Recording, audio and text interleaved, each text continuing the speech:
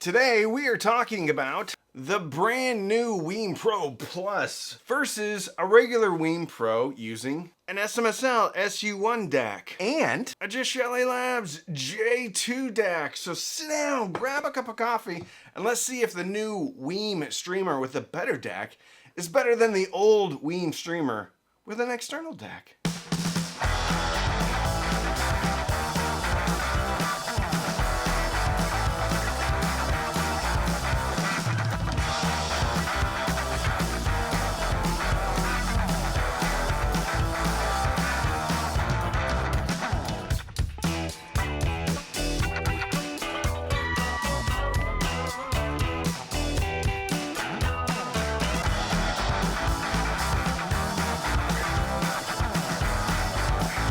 If you are new here, please consider subscribing, and if you're new to hi-fi, you may not know what the heck I'm talking about.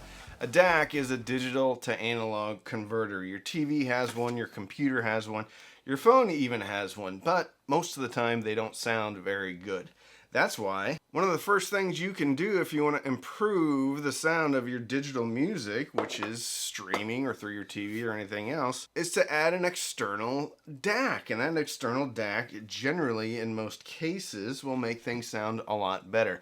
DAC stands for digital to analog converter, taking ones and zeros, pumping out analog yumminess. A lot of times with a streamer, the weakest link is the DAC inside, which makes sense. So today we're going to compare this $220 streamer with an upgraded DAC to a $150 streamer plus an $80 DAC and even a $300 plus DAC. So let's get started.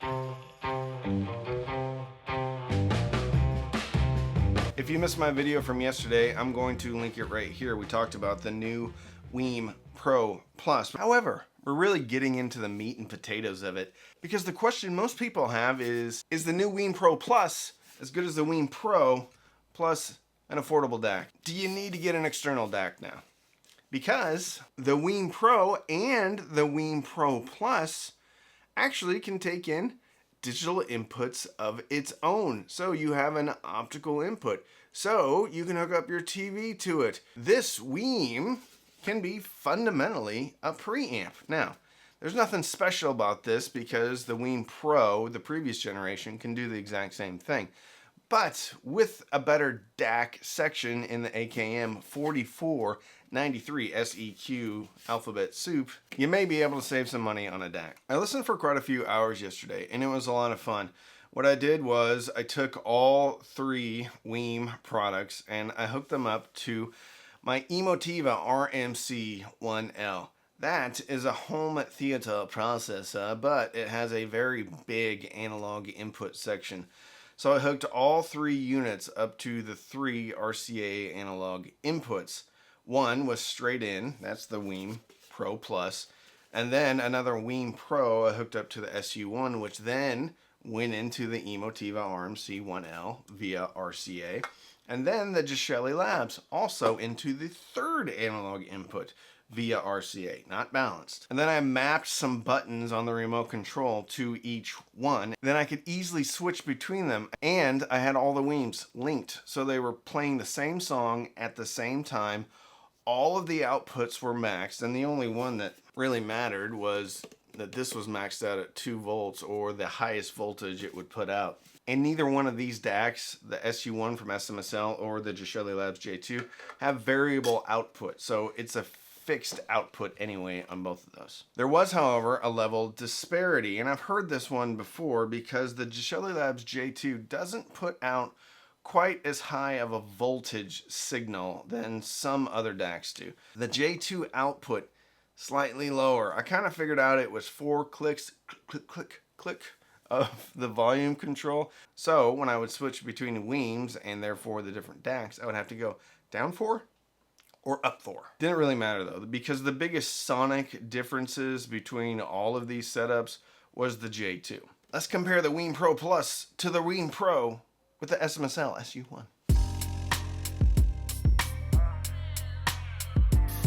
These were the two that sounded the most similar.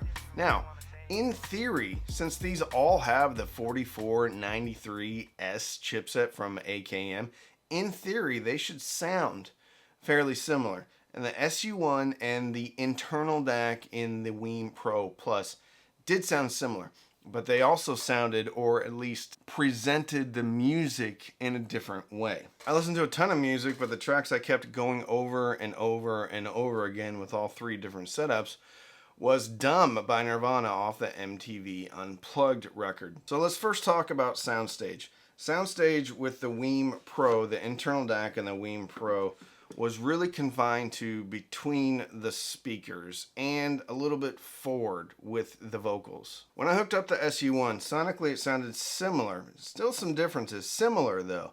And the soundstage got a little bit wider. Placement of Kurt Cobain, and that song is actually recorded with him stepped back a little bit.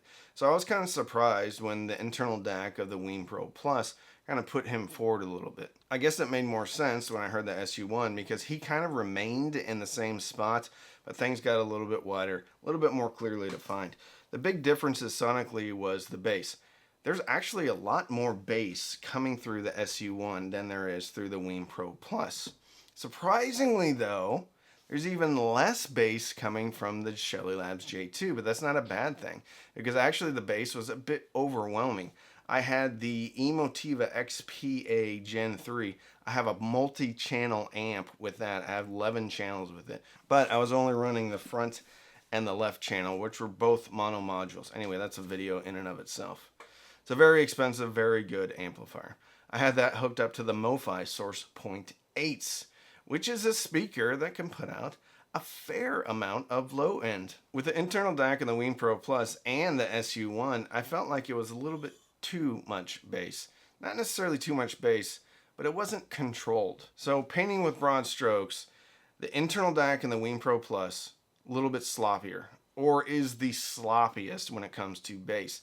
Now, if you're listening to it in a vacuum and you have a pair of speakers that don't have a lot of low end, that's actually going to be a good thing because you're going to have a lot more bass presence though. The SU1, a little bit tighter though, a little bit more clearly defined. Not covering up the mid-range. The J2, however, was really the standout when it comes to bass because I feel like it was actually the most representative of what the music is actually putting out, and it's way cleaner than either the SU1 or the internal DAC and the Wiim Pro Plus. Mid-range detail was greater on the SU1, but I also feel like the mid-range detail was greater on the SU1 simply because it had cleaner bass and more controlled bass.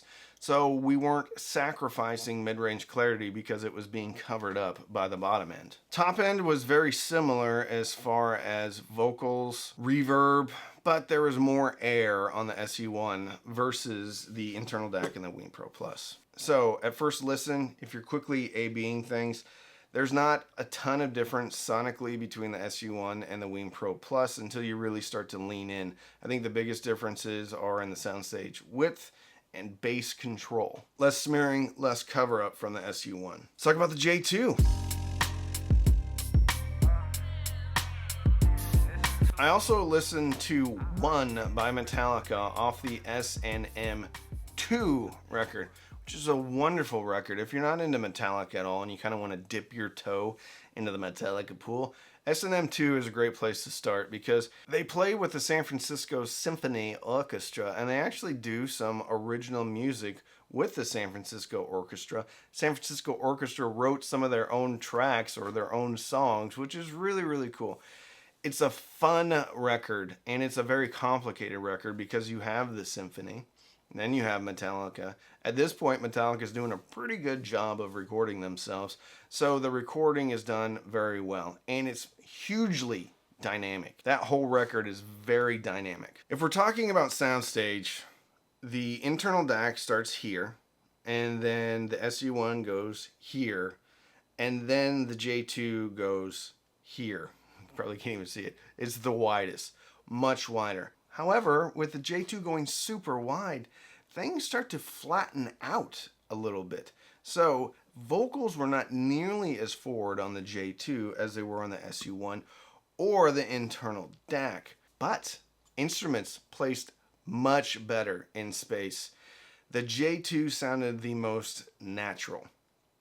And you don't know that it sounds the most natural until you're A/Bing it with a DAC that doesn't sound as natural. Not saying any of these setups sound bad. Actually, they sound quite good. With all that said though, the J2 was a big step up from both the SU1 and the internal DAC in the Wiim Pro Plus. You're probably getting sick of me saying that. The bass, while not as big as I already talked about before, was way better, way cleaner, not nearly as overwhelming. If you have a speaker that doesn't have a lot of bass capability, then you might actually want the SU1. The cool thing is though, the Wiim software has a 10-band EQ, so you can adjust things as you see fit with your room and the specific speaker that you have. The top end on all of these DACs don't seem too spicy or too digitally, but the J2 definitely is a little bit more laid back on the top end presentation, but it's also way more believable and way more natural. The J2 was as close as I got to actually being there. This is a weird analogy, but I kind of feel like the internal DAC and the Wiim Pro Plus and the SU1 were kind of like driving a very good racing video game, where things look pretty good, they sound pretty good, and you're getting the vibe of what it would feel like to actually drive a car. But when I was listening to the J2 from Geshelli Labs, it actually felt like I was driving a real car. I don't know if that makes any sense at all. I think when I'm comparing them, internal DAC and the SU1 are fun, very dynamic. However, I almost think it's a little bit fake dynamics because I feel like the bass is overblown a little bit on both the DACs. Because of that, you're losing detail. You're losing instrument separation. So, what are my final thoughts? Final thoughts.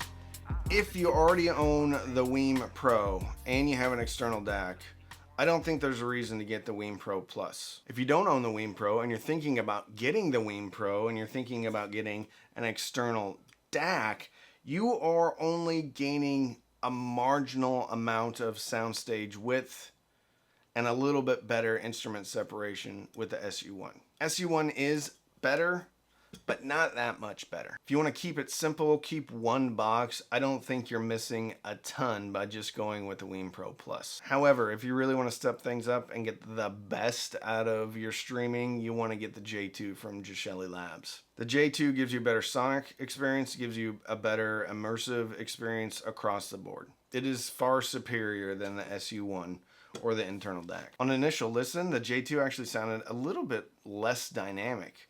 But in listening more, it's way more believable, way more natural than either the SU1 or the internal DAC of the Wiim Pro Plus. Better soundstage, better top end, more natural top end, way better bass, more controlled.